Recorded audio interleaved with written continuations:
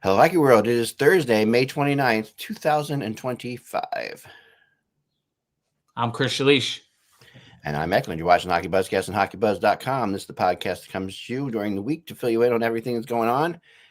And we have one of our finalists, Chris. We have one of our finalists. All right. we have the Florida Panthers are in there. Yep. They're waiting around. Thoughts on the Florida Carolina series?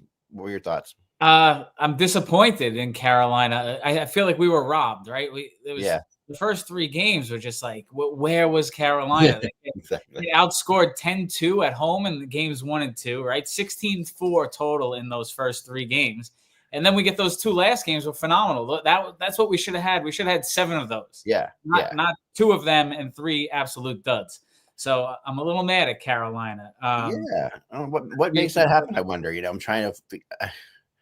I think to me, it always comes back to like not goaltending, but the shakiness of your questioning your goaltending. Like just whether it wasn't his fault necessarily, but he wins the job back. I actually thought the backup got in there pretty well in his one game. He got beaten up at the end of it. Of course, yeah, too.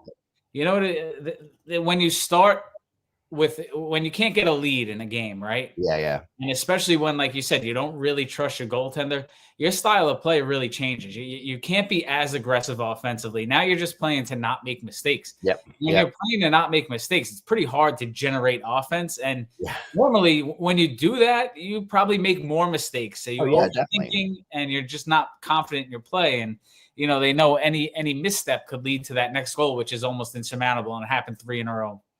I know it's a playing not to lose mentality, which is like the worst thing you can do in the playoffs and very un-Brind'Amour like. And I think Brind'Amour was frustrated more than anybody else because I have to say one thing though about these two coaches. They are great press conference coaches, like both. Yeah. Of them. Like whatever you saw. The post-game pressers didn't upset me, but 3 out of 5 games sure did. Yeah, no, I know, but Brind'Amour is just so freaking honest. He's one of the first coaches I've ever seen when asked in a press conference, he's like, "So, do you think your defense should have like pinched more?" He's like, "Yeah, you make a good point." Like he'll respond, "Yeah, you make a good point to a reporter," which never happens. It's like that's like it's always like, "Yeah, of course we should have pinched more. That would have been a lot better." But he always seems to like he's just good with the media that way.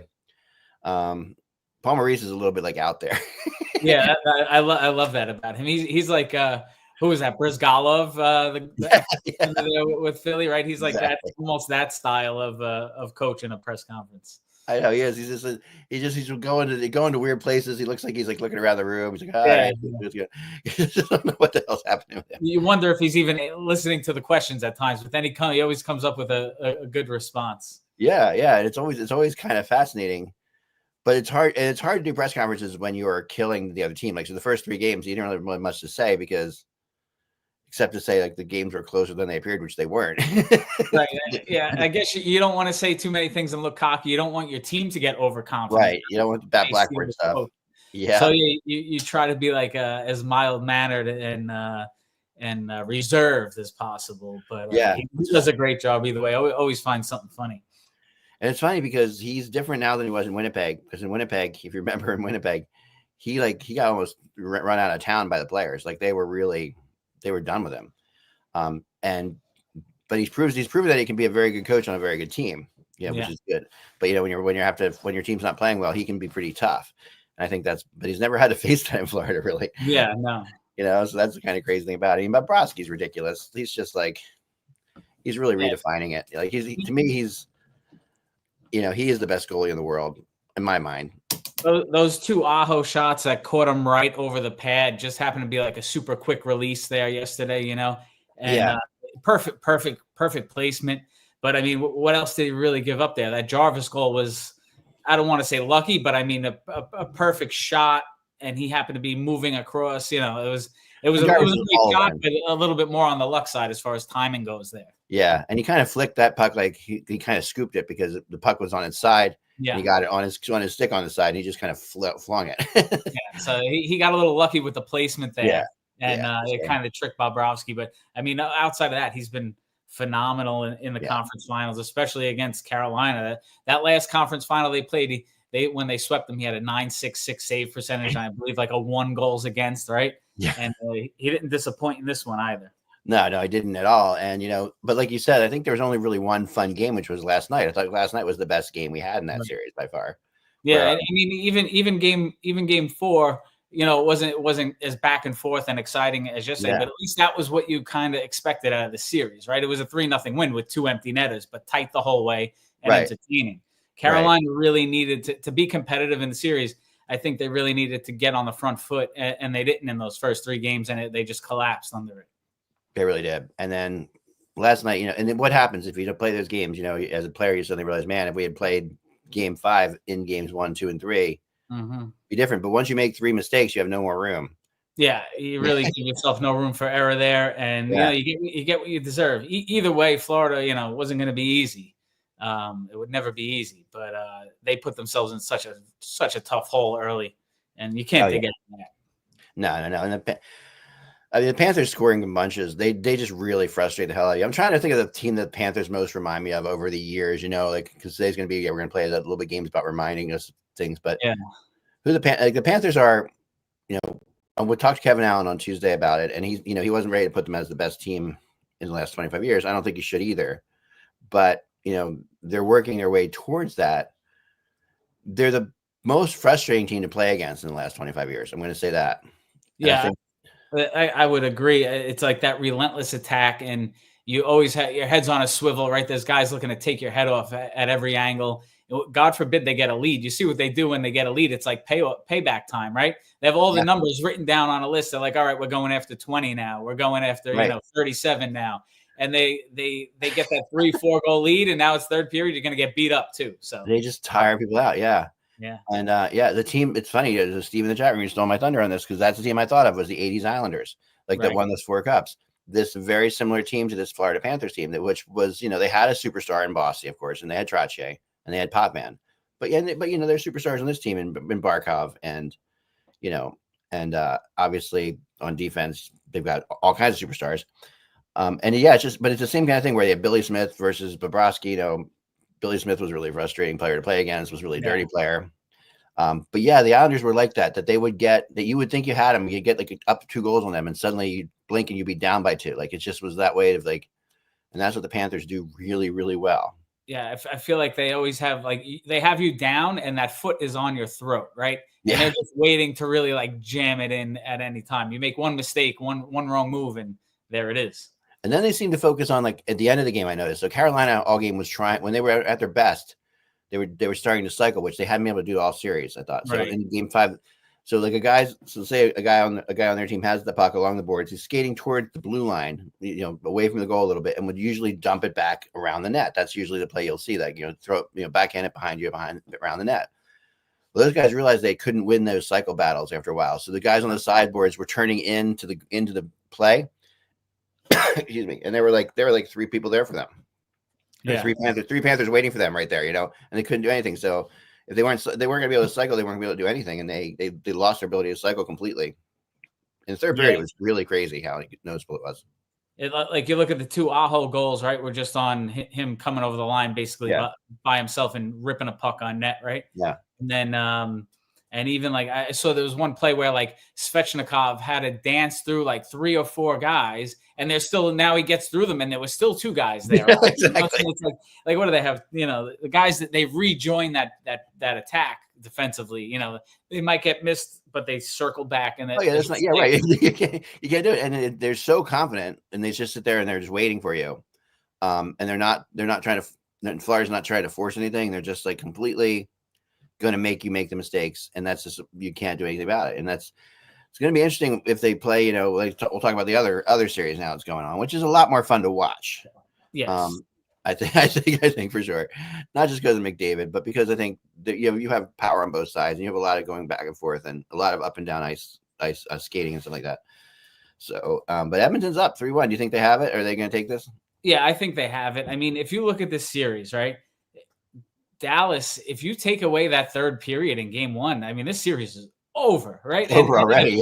In a big way. They had 5 goals in that third period.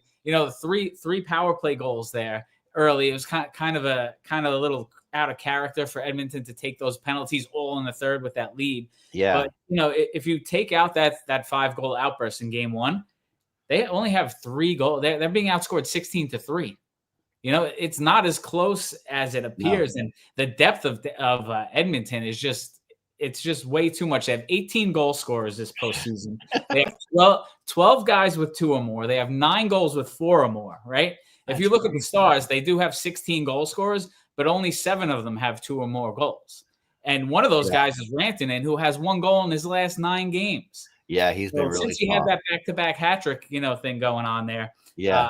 1 goal, only 18 shots on goal since then. So it's 2 per they game. Figured him out. They figured out how to frustrate him, I think. Yeah, not going to get it done. You got Robertson. I understand he's coming off injury, right? He only has 2 goals in 10 games. Yeah.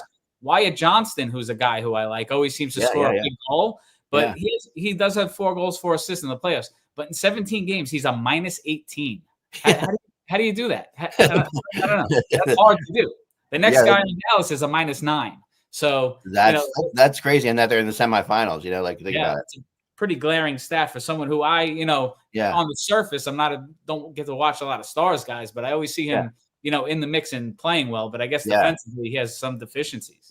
Yeah, and even Ben and Sagan, who are getting up there for sure, but they're they still have skills. They're just not using them. They're not showing them. And once in a while they do. Like every once in a while, like it'll look like a Jamie Benn move type thing, stuff like that. Yeah, it feels like they're missing some piece in the middle, some other piece that's just not there. Like I'm not gonna say like they need a Corey Perry, but they need something like that to make that team come together around something, because there's no real sense of there's a real disjointed feeling about them. They have got all kinds of talent, but it's just struggling to really maintain any offensive pressure in any of these games, and clearly the results as far as goals, especially in this series, just not coming. I don't know what they're going to do here. It looks to me like the Oilers wrap it up here. Stuart Skinner has rebounded sensationally, right? Just like miraculously, in my opinion. Like that's what makes the games fun, is because he doesn't look like he's going to save pucks. Yeah, listen, he's what is he, like 26 years old, right? So he's not necessarily an old guy. Goalies can still be developing their game, especially from the mental aspect, right? Yeah, this is like the first. He's had some adversity in the past, but the way that he rebounded from this, I think, gives Edmonton a ton more confidence in him. And Pickard, if he has to come in, he's 6-0 in the playoffs, right? I think that's great. They have him back.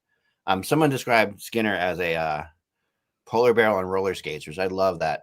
Yeah, I think that's like the perfect description of him. I used it in one of my blogs, but yeah, I think that's like the perfect description of him. And it's just, and I watch a lot of the games on Hockey Night in Canada, so they're doing a lot. They do a lot of like interviews with Skinner. And I've grown to like the guy, because you hear him talk, he's like really like a no nonsense type guy, and he's just a cool guy who knows when he's not playing well, and he's like, he admits when he's terrible, and he's just one of these guys who's we want to root for him kind of. When you watch him, it's like, okay, I'll root for him, because I always thought he was.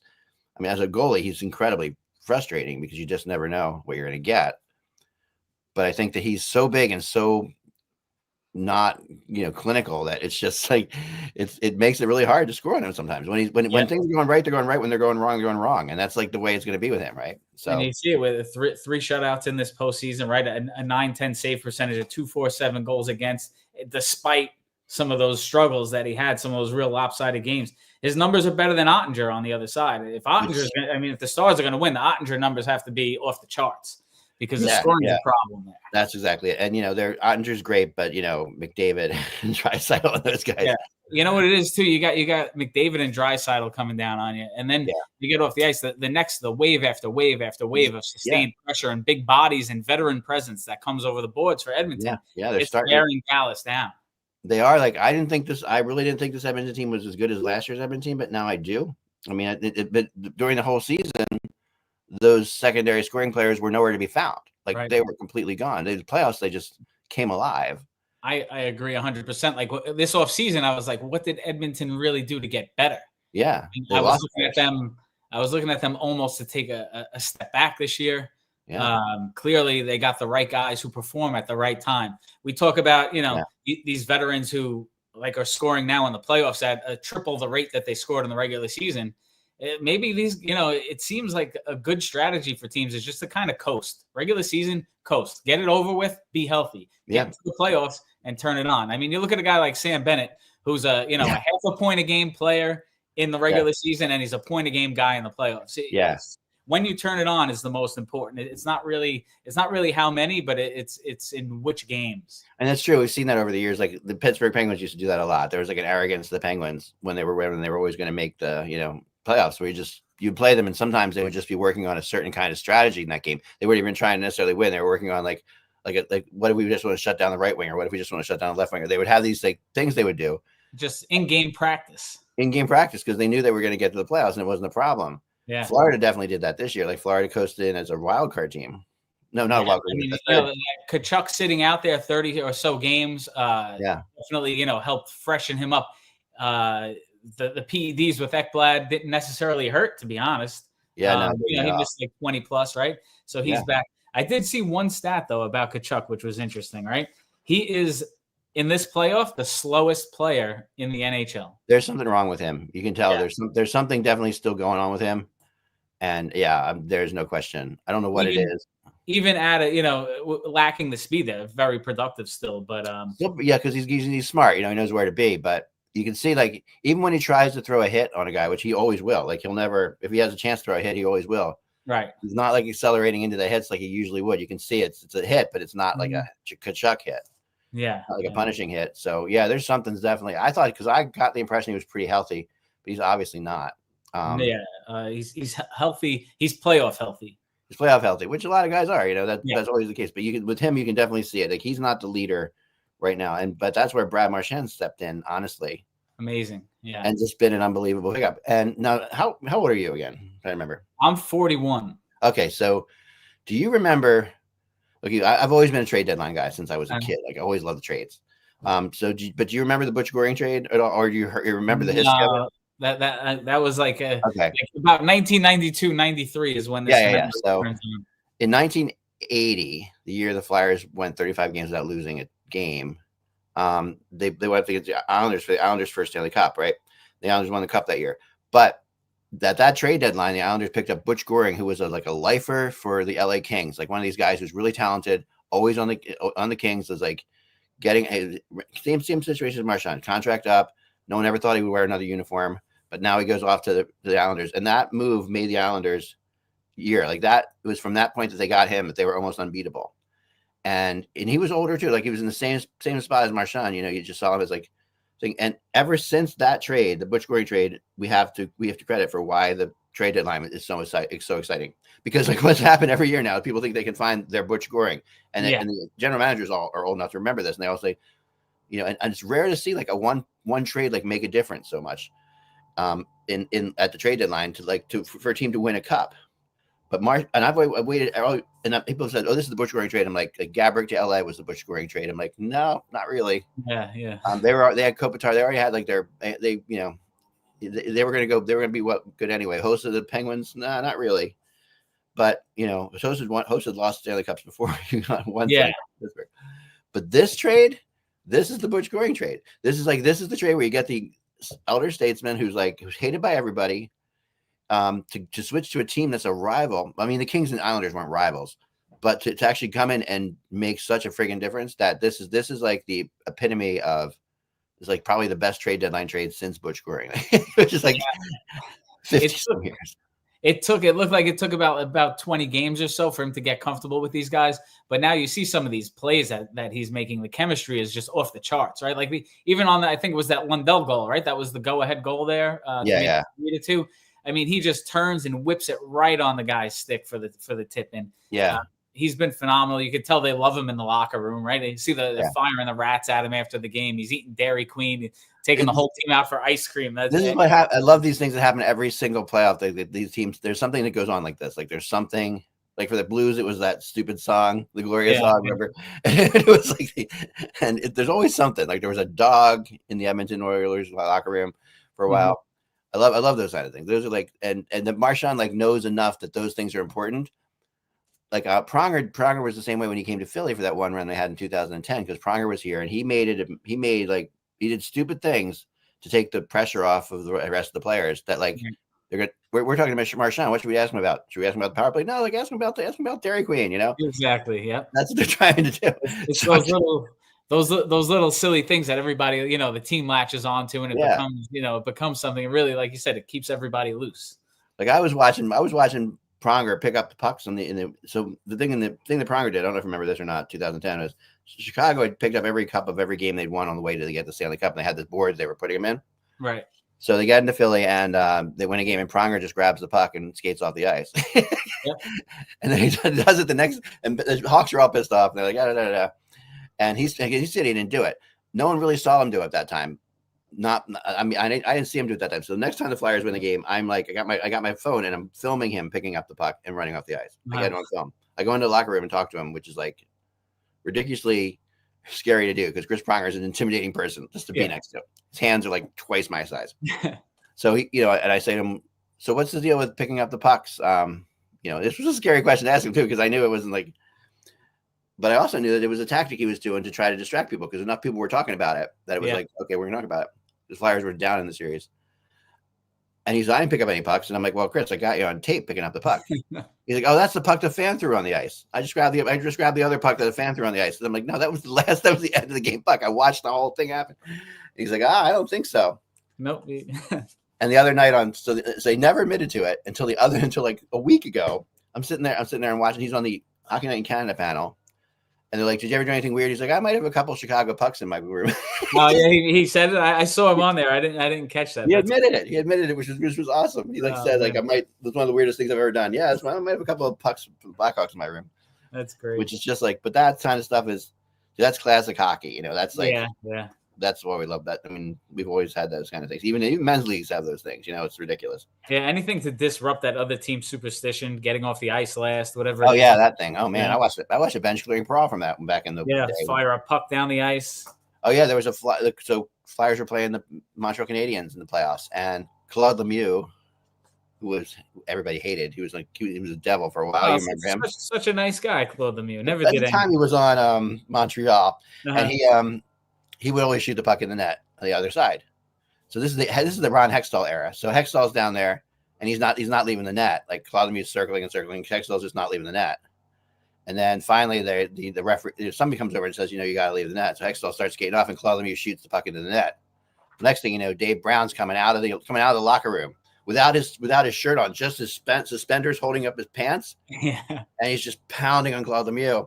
A big fight breaks out before the game. It was brilliant. It was like it's one of these classic moments. It's on YouTube. This was playoffs. This was the playoffs. Yeah. Oh, and it was insane because seeing the Flyers guys pouring out of the locker room in half-dressed states because they just didn't warm up. It was the best thing. They were just completely, and then of course the Rangers are out there, and it was mayhem. And the referees, weren't even technically on the ice because they're not usually on the ice all the time. Yeah. Warm up. So the referees have quick laser skates up. For a while, it was every man for himself, total. Yeah. Anything could have happened match. So this was the best thing in the world. And I love those. I love hockey traditions like that. I love when that happens. That was I miss those. I sure do. Yeah, you don't see them as much. I mean, there was one going on this year with the shooting of the puck thing. Also with what's his name? I forget. There was a player who was doing the same thing. He wanted to be the last player on to shoot him. And there were players who were waiting out there to do it. It was in the Winnipeg series. Yeah. And they finally folded and he got to shoot the puck into the net. Yeah. But it was one of these things that, Winnipeg, and it was the Winnipeg Edmonton series. And he was really, I love it. So you have Corey Perry skating around and waiting, and this is what Corey Perry does. There's between it would be a fun question to ask people if who's hated more, Corey Perry or Brad Marchand. That's I think it depends on what coast you grew up on. Yeah, I have Kings fans who hate Corey Perry still from the days he was at Anaheim. Oh yeah. That was the tough stuff. Yeah, he did them dirty a few times. Oh yeah. He really did. So here's my next question for you. So we're gonna play a little bit of game here. My blog today is called "Who is Brad Marchand?" and the idea of this is to first define Brad Marchand a little bit, what kind of player is he. Some of course is now taking this chance to blow leaves outside my window here. So sorry. Oh, yeah. That's perfect. The leaf blowers leave us.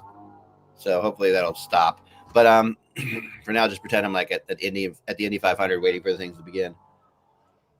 So yeah, who is Brad Marchand? So I made a list of Brad Marchand's traits, and this is what I came up with this, and I'm gonna read them out to you and see if I'm close, and then see if you can add any, because. And the point of this is to find out, first of all, define the player, and then find the player in NHL history that is the closest to that player. Any era, and we're all different eras. So like I'll remember, I might remember something you don't remember, something like that, but that's fine. But you want to find the closest guy.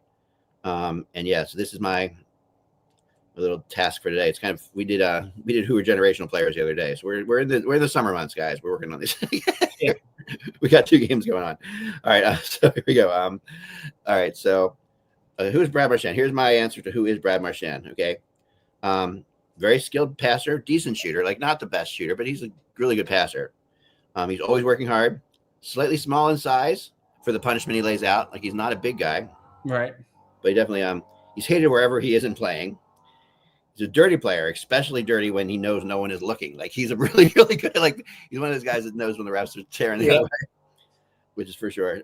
He's a regular on Team Canada. And always has been. Like he's like, for what he is, like he's beloved by his teammates and the fans of the current team, and he's won a Stanley Cup. So trying to find an NHL player that's like that. Who do you have? Can you think of anybody? All right. So I'm actually right in front of me here. I've been shuffling the whole time.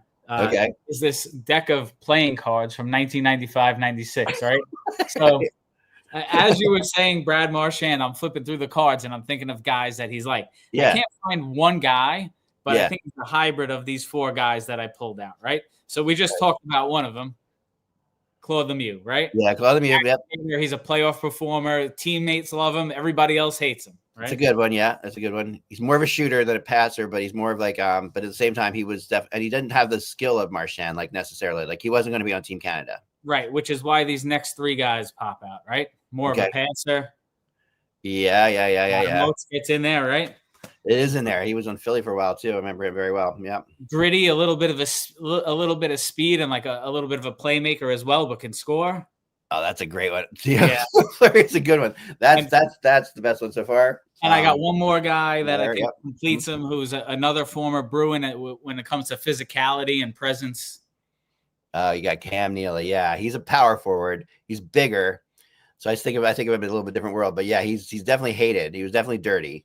So yeah, I think people in the chat room too, like put up some names. Those are 4 good ones. We got 4 of these guys. The chat room. We have Kenny Linsman. Kenny Linsman's a good name. Yeah. He's probably before your era a little bit. But he was like the player that I picked. That I'm going to pick in a second. Glenn Anderson, not dirty enough. Like he was hated, but not dirty enough. Pat Verbeek, is a pretty good one. If you remember the Hartford days. Dino Ciccarelli was just couldn't fight. Like he was too soft. Like he was dirty, but he couldn't fight. Like that's the other element of Brad Marchand. Like you get in a fight with him, he will fight. He'll drop the glove. Yeah. He's not like Ty Domi who would like buckle under. Like, it's Dino would buckle under. He was more of he thought of Dale Hunter is a really good name. If I was Marchand with that giant target right here, I'd be scared to fight a little bit. He doesn't seem to mind it. I asked him that question one time. He's like, it can't make it any worse. I think it might make it better. Maybe take a little off the side. Yeah, maybe you'll be able to eat a hoagie in the rain soon. That's anyway. So, no, my guy is Bobby Clark. Like Bobby Clark to me is Brad Marchand. Like, and I know I'm a Flyers fan, but and I was young for Bobby Clark too. Like he stopped playing when I was about 12 or 13. But I remember some of his early days. But Bobby Clark was hated all over the world. Not like remember he got in fights with the Russian players.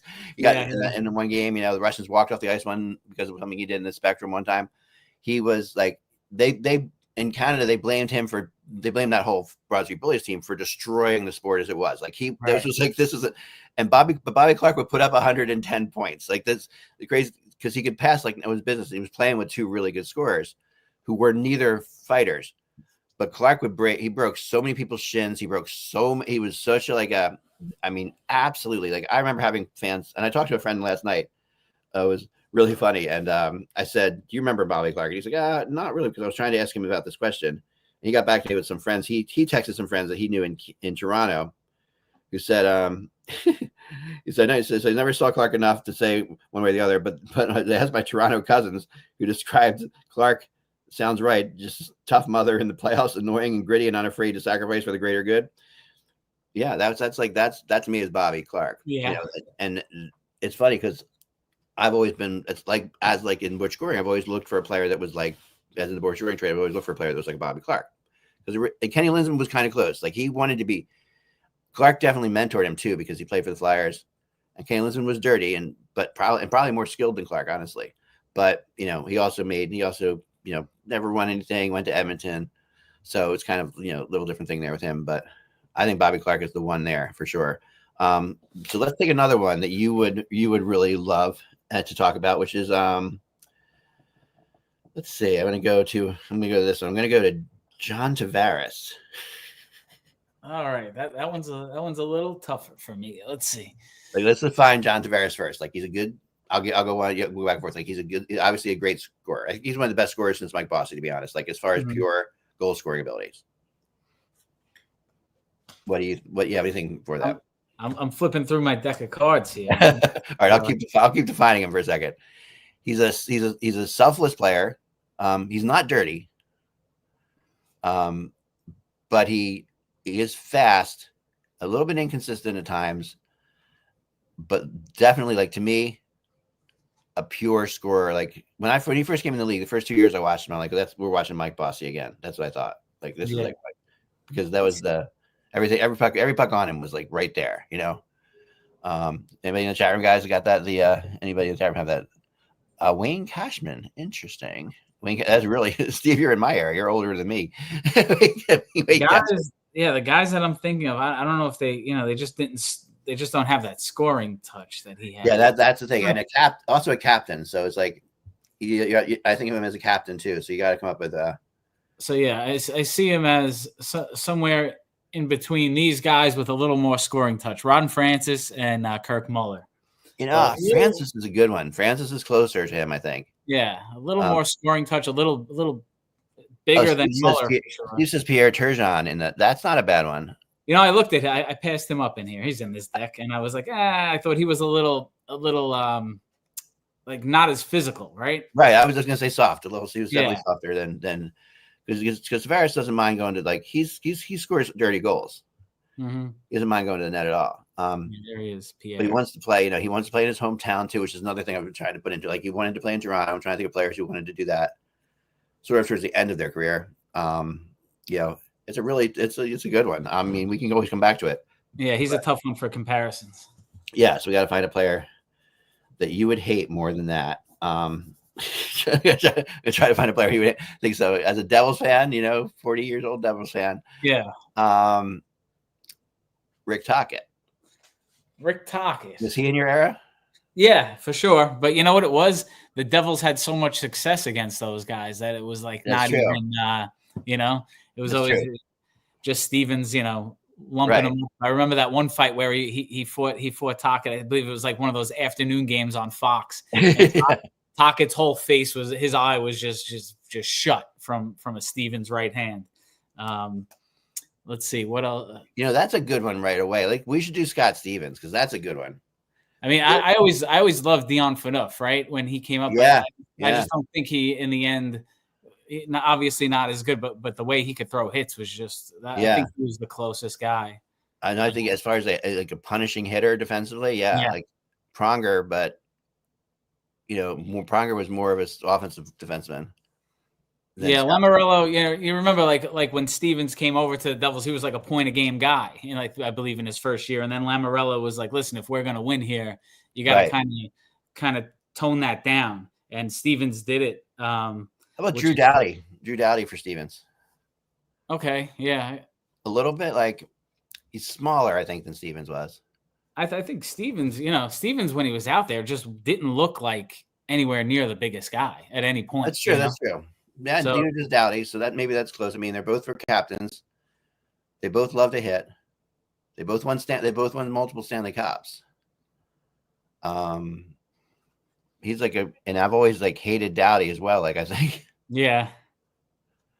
You know, Yeah, like Stevens just like he was irreplaceable, especially in his era. There was just nobody, yeah, nobody like him. There was other guys that threw hits, but most of them were just going out there with the elbow up and cross checking guys. And Stevens oh yeah, really, and he held it. He didn't throw. If you look at any of those huge hits that he threw, not one of them was in the regular season. He right. didn't knock anybody out in the regular season. He would hit you, but he Yeah, saved. he's picked his points, and I remember, yeah, he was the worst thing, and of course they ended Eric Lindros's time in Philly. Yeah. I was at that game. Yeah, so that, and he was irreplaceable is a good name, a good word for him, because Doughty's somewhat irreplaceable, but they've managed to get along without him. But he's also at the end of his career right now, so it's like Doughty's prime was 5-10 years ago. So Yeah. So this, and I forget how Stevens went out. Did he So slow down at all? He technically is post-concussion syndrome, right? That ended the career. But in the 2003 finals, there was a game in the semis against Tampa, and Pavel Kubina took a slap shot to like dump the puck in, hit him right in the ear. So Stevens goes down, and half of his ear was like hanging off, right? Puddle of blood. They take him off the ice. They don't know if he's going to return the next game. He returned the next game and scored the game-winning goal, and the Devils went on to win the series and the Stanley Cup. But then shortly after, and I believe it was 04-05, the 04-05 season was like his last, where he tried to come back, and it just it wasn't happening. It was all post-concussion. Whether that puck to the ear obviously had something to do with it. Not going to help your But when I've thrown several hits in games where I gave myself concussions, and I'm sure hitting Eric Lindros at that speed, it's not good for your brain. Yeah, no, it's all about how quickly you stop. So it's because your brain hits the inside of your skull. That's what causes the concussion. So if you stop and your brain keeps going, that's the issue. But yeah, there's someone put Darian Hatcher in there.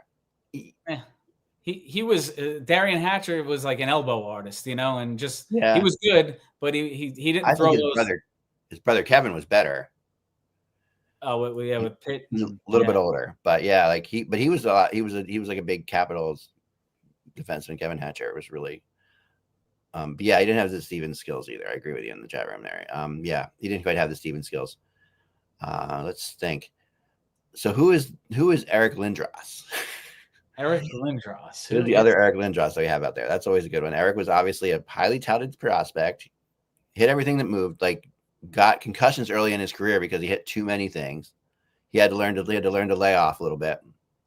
He had to learn to pick his spots, because he was just. I remember that first game against the Devils in Philly. That was his first game ever, and I just was like, he was hitting. He was amazing. Hit everybody. Scored the game-winning goal. Yeah. So don't go around tell everybody this, but I did have a Lindros jersey back in like '93. That was my first and only non-Devil jersey, and then my uncle yelled at me, and I think I put it in the closet for the rest of my life. But, no, they were cool jerseys. I have a couple of them. Of course, I was here, but I have a Devils jersey too. Like, I have a Devils jersey. I have like really old one, like one of the guys, Carpenter, I want to say. Bobby Carpenter. Oh yeah, that's a nice one. First American 50-goal scorer. Yeah. That's it. So I always thought that Lindros was a bit like Getzlaf. Like, I felt like Ryan Getzlaf is a little bit like him. We don't see him as often. It's just Lindros was just so much more dynamic, right? With the puck. That's another tough one to really pick, because not many guys Lindros' size would get that puck, back in their own end. And he was almost skating like, the equivalent of how like Jack Hughes will carry a puck now, right? Oh yeah, he was lugging the mail all the time. And you wouldn't, because he was so big, he didn't look like he was going fast too. That's the other thing. But he was flying. And if you ever sat ringside, which I did a couple times to watch him play, you just couldn't believe the speed he was doing everything at. Like, he was the passes and how quick the puck was off his stick and everything like that. Yeah. He was goofy. Like, he was definitely. I mean, I think the players I've seen. Well, let's see. He could be a hybrid, like you said, between Getzlaf, and if you want to talk about the injuries, the Flyer relation, and the early draft pick, you could say Nolan Patrick. Yeah, Nolan Patrick, right? He was definitely, he was highly touted. Injuries, concussions. Yeah, I mean, that's also Cam Neely is not too far off of him. Yeah, but doesn't have the upside. But he would do the same kind of things where he would run through people. I also think Malkin's a little bit like Lindros. Like, if Malkin would play the game he could play, like, Malkin could be, and he has been more physical at times. When he gets physical, he's like virtually unstoppable. Yeah, I was thinking of another pain. I was thinking of kind of like Yager, if Yager played a physical game as well, Yeah, yeah, similar stature, skill wise. But yeah, that's another tough one. Austin Matthews, I thought was going to be that kind of player. I did, but he's way too soft. He's just like he doesn't throw his body around at all. Like, and he doesn't try to force his way through either with his body. Like, he doesn't see, because like with me, Malkin's either gonna, if Malkin has the puck along the boards and he goes to the net, he's either going to score or draw a penalty. There's no two ways you can stop him. Yeah. And that's the thing. But he doesn't do that. He doesn't. He'll stay perimeter, which is why like guys like Joe Thornton were traded from the Bruins, because the Bruins couldn't stand a big guy that played perimeter hockey. Yeah. And in Boston, that just doesn't work. If you're big, you better be hitting people. Yeah. So they moved him out to San Jose, who didn't mind a big guy who played perimeter hockey. They don't mind anything. Right? They're just living the life. Yeah. Yeah. So I agree. So that was like that's a really, Eric was a tough one. Yager's a hard one. Just if you just want to go off with somebody who's really kind of fun, who is Yager? Yager, like today's version of Yager, maybe not as prolific scoring wise. Tage Thompson. Yeah, that's a good one. Right? Like a long, lanky, speed, skill. Yeah. He scores some Yager-like goals. He could fire the puck. You always think about guys who can protect the puck really well. Like, you couldn't get the puck away from him, right? Like, that was what I thought about with Yager. Like, he was so good at cycling the puck, and you just couldn't get it from him. Yeah, he didn't need to even skate fast 90% of the time. It was just shielding you off. Yeah, and he didn't. And he was such a good. He had such a weird career, Yager. Yeah. Obviously, he had the Ranger years, which is like, I interviewed him in the range as a Ranger one time, and I thought he was done. Like, I'm like, he just looked like he didn't care. Like, I was down in Madison Square Garden locker room talking to him, and he just looked like, this was, because I interviewed him as a Penguin once, and then he came to the Flyers, and he was like suddenly like reborn in Philadelphia for a while. Yeah, so there were always stories about just his work ethic, right? And he's like, he's at the rink at 2 a.m. with weights in his ankles on game night. You're like, well, what's this guy doing, right? So obviously, whatever he did, it worked. A big thing, I actually modeled my life after him, where he said, I wouldn't be, if I was married with a wife and kid, I wouldn't be playing hockey. So that's why I stay still. I'm still playing hockey. I'm still playing golf. I do whatever the hell I want whenever I want. There you go. That's good. That's good. I like it. Yeah, that is definitely a lot less skill than Yager, obviously, and a lot less money, but I have as much fun, I think. I like it. Yep. No, you definitely have as much fun. I'm sure. So Yager is like, he's all over the place, man. And he would get to the rink early in Philly, and he would make Claude Giroux meet him there. So Claude Giroux owes so much of his career to Jaromir Jagr. It's crazy, like that. And he says it. He'll say it. He'll be the first to admit it. Yeah. That like he was a good player in Philly when he first came up as a young player, but Jagr taught him how to be a star. And he's on the work ethic and what you had to do every shift. And that's what, that's why I always think that young teams, like even like the Flyers right now, should bring a guy like Claude Giroux back, because they need a guy on that bench. He's like a more talented Corey Perry, basically, who's almost a coach. Yeah. Who's like, who can really like take you to another place. But now that you mention it with Giroux, he has a lot of the way he does protect the puck reminds me a lot about of Jagr. Yeah. I don't know him before his Jagr influence, but right. Now he definitely took a lot from Jagr's game. He was a better passer than Jagr, though. But he wasn't nearly the scorer like Jagr was. But early on, Giroux would do nothing but pass, and that would frustrate everybody like crazy. But he was brilliant at passing. Like, he would put the puck through 3 people's legs easily, and do all kinds of stuff like that. I think this new kid, what the Russian that just got signed by the Canadiens at the end of the year. Oh yes, not Demidov, not Demidov, yeah. Demidov, it is okay. Yeah, Demidov. He, in his first game, to me, was the closest thing I've ever seen to Jagr. Like, the way he scored a couple of those goals, and the way he skated with his stick really far away from his body, right? But still had control of it, and still was able to do things. Like, he definitely. And he had a ridiculous assist in that game, but then I don't think he scored to end the season. After that, no, he didn't really. He went cold, but he was flying the emotion of that, And when I saw him there, I'm like, yeah, because everybody kept telling me he's better than Michkov, and I'm like, yeah, okay, the scouts all said he's better than Michkov, and it might be the case that he's better than Michkov. I mean, in that one game, he looked better than Michkov, but then Michkov was able to score over several games, so I don't know. Yeah, it's hard. It's hard to say. All these guys that come over from especially like the KHL or Russia, there's always like an adjustment period and then like a realization that they're here and they're playing 82. And a lot of times it really doesn't translate. I'm hoping it doesn't go well. No, it doesn't. I'm hoping these new guys here, because the Devils got one in Arseny Gritsuk, right? I'm kind of hoping that he should be in the lineup next year. I'm hoping that these guys, this new batch, can really maintain in the NHL, but it's yet to be seen. It is yet to be seen. And I agree with you, though, 100% there. And also, it's not fair, like to Demidov, who came over with like 3 games to go in the season, basically. Right. We spoke about Marchand with the chemistry. It takes 20, 30 games to build any chemistry at all. Especially when you're he's like 19 years old or whatever he is. So it's really super young. And it's like, to him, it's going to take a while. And Mitchkov started in training camp. So there's a different thing there. That's a huge difference. Someone brought up Draisaitl for Jágr. That's not a bad one. Oh, yes. All right. Yeah, that's that might be the best one. That might be the best one we have so far. Yeah, I think that's the case. When I went through this list yesterday with Kevin, or on the podcast a couple of days ago with Kevin, about who were generational players, and I gave him like 25 players, and we went through it. And let me tell you some of the ones he said no to. See if you disagree with any of these. All right. So he said no to Draisaitl as being a generational player. I mean, he's about as generational as you can get. I think it's just that, especially what is he? Is he like 29 years old now? How old is he? Yeah, he's about 28, maybe. Let me look. Yeah, so he's about to potentially win a Conn Smythe Trophy this year. No, definitely, and you can't hold against the fact that he plays, behind a definite. Yeah, it's that giant shadow of McDavid that really people take him for granted. I mean, it's 1A and 1B there. It's not like, McDavid is, especially if you look at the numbers and the impact on the game. It is. And it seems like Draisaitl is so much more emotionally secure. Like whenever you hear him interviewed versus McDavid being interviewed, McDavid is just nervous. He's always going to screw something up in an interview, I feel like.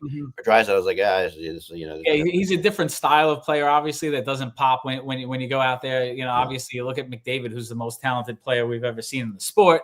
So, yeah, he's more generational than Draisaitl, but Draisaitl should be a generational player. I think he's a generational player, too. Neither of us thought Kucherov was a generational player. It's hard to go against it. There's the winning, right? And there's the points. I mean, how many Art Ross trophies can a guy win? Right. I think there's just such a committee on that team for every championship they won. But did he win a Conn Smythe as well? Didn't he? I think he did. Yeah. I think I remember him doing that.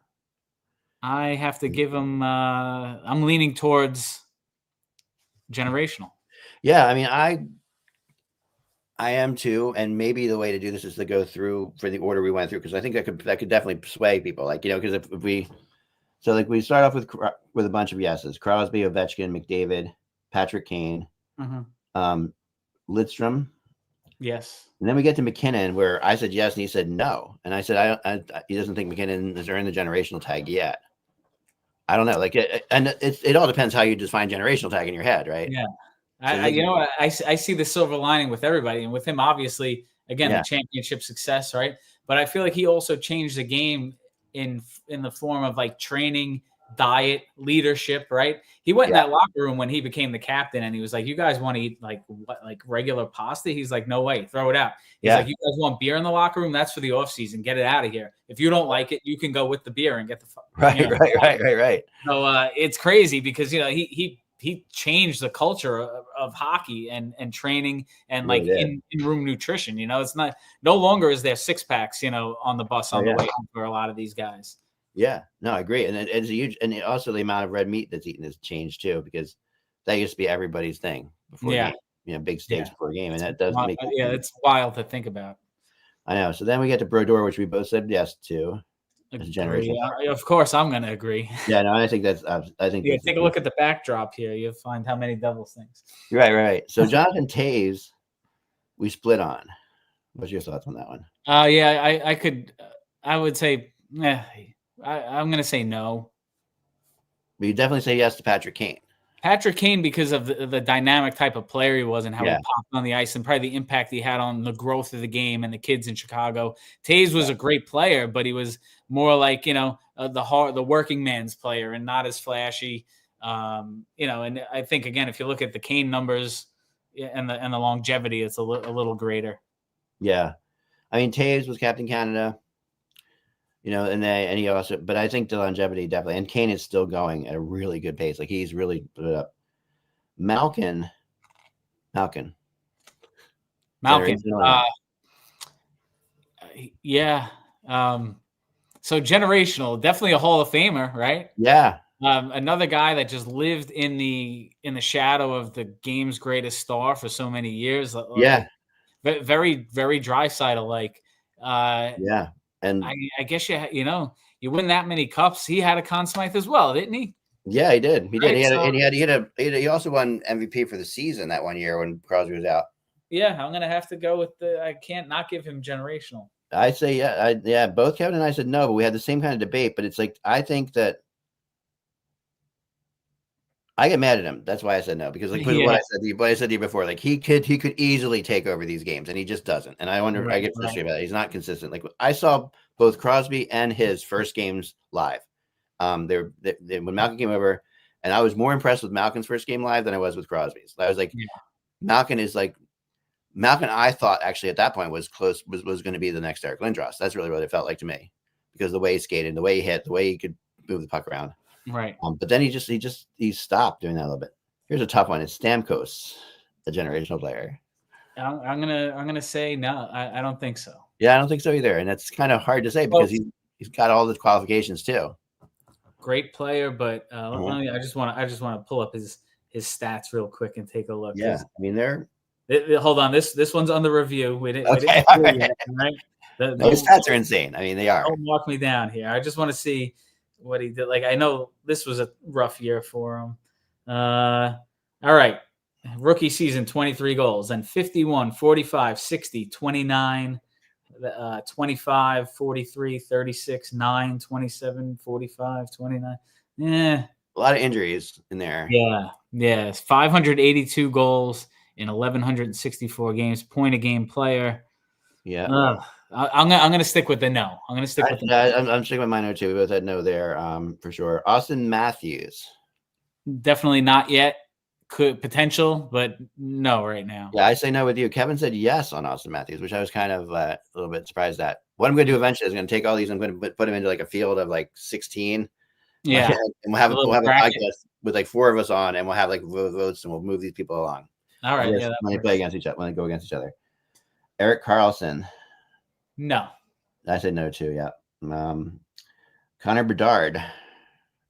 Again, too small of a sample size. Trending towards the no, can definitely turn it around and be the best player in the game. But right now, it's just he's not in a good situation to. No, I agree with you there. We both said no on that one. Macklin Celebrini. Again, way too early. Can he be very similar to Bedard? Can be, but the next 5-6 years are super important in their growth. So nothing yet. No way. I say yes on Celebrini, and this is the crazy thing about that because he's only played 1 year first of all, and he's already better than Bedard, in my mind. He had an impactful season, but I mean, and then watching him play in the Canada in the World Championships with Crosby, just like this kid has it, whatever that is, it is. Like he's a different kind of player than Bedard for sure. Bedard's more like Celebrini more like Gretzky. Bedard's more like Mario. Okay. Like if you're gonna, because Bedard has great breakaway moves and great he's a great scorer individually. Celebrini makes people around him better. I'm already ready to go yes on him, and it's funny because he's young, but I just think there's no question. Makar, yes, I think he changed the way that defensemen will skate forever. Yeah, he's basically the second, like he's right there with Bobby Orr, and it's crazy to say that, but he is.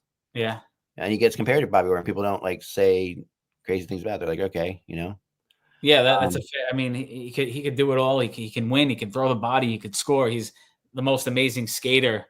Yeah, his edge work is insane, right? Yeah, absolutely. And then a couple more here. We got Shesterkin. I mean, again, talk about all the devil stuff behind me. I'm gonna give him a maybe. I mean, he's a Ranger, so there's no way he ever wins a cup, which is gonna hurt him, right? I used to tell my my Ranger fan friends this one about Lundqvist. I would say, why does Lundqvist drink his milk out of the carton? because he has no cups. There you go. So, because every Ranger fan in my life always wanted to tell me that Richter's better than Brodeur, that Lundqvist is better than Brodeur, and No, neither were better than Brodeur. And I'm an impartial person who hated both of them, so I can say growing up that, but Shesterkin is closer to Brodeur than either of the other two. For sure. In my mind. And he's, and whether or not he's generational or not, it still has to he's definitely trending towards it. I'd be surprised if he isn't eventually, but you can't put him there yet because he's this last season. Like if you asked me this going into this season here, I'd be more likely to say, yeah, he is. But this he's not looking good. He's got to get it together. The whole thing with getting paid, and then it's hard. Yeah, and especially that whole situation there in New York right now is it's a nightmare. Yeah, absolutely. Peter Forsberg, as we both said yes to. Yes, I agree 100%. Dominic Hasek? Yeah, I think so. I mean, completely. Yeah. We talk about like Makar, how he changed the way that defensemen, learn how to skate and everything. No one will ever teach you to play hockey like Dominic Hasek. And I think that is what makes him, generational. He was the only one that could just out-battle Brodeur in any given game. And there was that 1-0 shutout, overtime loss in the playoffs. You remember that one? Yes. It was Brad May scored the goal. It was like the best goaltending game I've ever seen from both sides. It was one of the, I remember that. Brad May scores. Yep. Yeah, Hasek was so different. Was that the game where they took the puck? Oh no, it was a 0-0 regular season battle they had also where Brodeur always kept his shutout pucks, but Hasek had the puck. So Hasek cut it in half and signed and sent the half to Brodeur. That's awesome. I love that. Yeah. Yeah. I as a goalie who doesn't play like a standard style either, I was always I'm always up for these guys. Like I'm not a butterfly goalie. Yeah. But I can play butterfly, but that's not my go-to thing. I use my waffle. I've dropped my stick for years too, like even before. I just will do anything to make a save type goalie. Right. But I mean he always amazed me how he did change, but he didn't. But you're right, like he didn't change the game. There weren't suddenly a bunch of other Haseks. No, you can't teach whatever he did. You can't teach it. Yeah, he's got and sometimes I think Bobrovsky's the closest thing because Bobrovsky can bend in all sorts of ways too. But and he'll drop his stick sometimes. Yeah, sure. Maybe in that sense where maybe flexibility and like more training almost like Patrick Mahomes. How he prepares himself to be hit and bend in all different unorthodox ways. Maybe that's the only thing that Hasek could lend to future goalies. Everything else, don't do it. No, don't. And because you outside of making the save, that's right. Just make the save, and it went from goalies who basically. I talked to Bernie Parent when name dropping there for a second. Bernie Parent, I got to interview Bernie Parent one time about this. Yeah, when I did a show for Comcast, and I said, what's the difference between goalies now and then? And he's like, yeah, goalies back then. When I was a goalie, we stopped pucks. Now they block pucks, which is true. Right. They're in position. They don't go after the puck. The puck is just supposed to hit them. Yeah, he is a blocker. That's just fantastic. I mean, he's a king. So, of course, generational. Yeah, that's I love that guy. I mean, I loved watching him play. He was my favorite goalie. Like Tim Thomas also was one of my favorites because he also plays weird. Yeah, very unorthodox again. To me, that's the way to go. Like I hate being told how to do things. So I guess that's the problem. Now it's are you 6'5" in Russian? Right. No, I'm not. Yep. Pads on. That's right. And it's kind of crazy because the first couple tall goalies I remember were terrible. Like they were, remember that's how it went. It was really, really bad. And Hextall was even not good because I thought he was too tall. Like I thought he bothered me too. Like he gave a lot of low stuff, right? Yeah. I always like goalies that get themselves low, which is the good thing about Ottinger is he's tall, but he gets himself low on shots, and he's so big that his body just kind of expands when he gets himself low. So there's really nothing to shoot at with him. Yeah. Really good at that. Well, this is always fun, Chris. I really appreciate it. Thanks for having me. Yep, hanging out and talking hockey. John Davidson was a tall goalie. Yep, I didn't think he was very good back then either. I don't know. He was a good goalie, but I didn't think a great goalie. Definitely better on TV. Better on TV. Yeah, not a nice person. Just kidding. Really? When I met him a couple times, he hasn't been the nicest guy to me. But I'm just gonna throw it out there, John. Be nicer. Remember without the buzz. It is just hockey. we will talk to you tomorrow. I'll be back with Luke to talk more about like some prospects coming in and some college guys picking places where they're going to go. Talk to you then.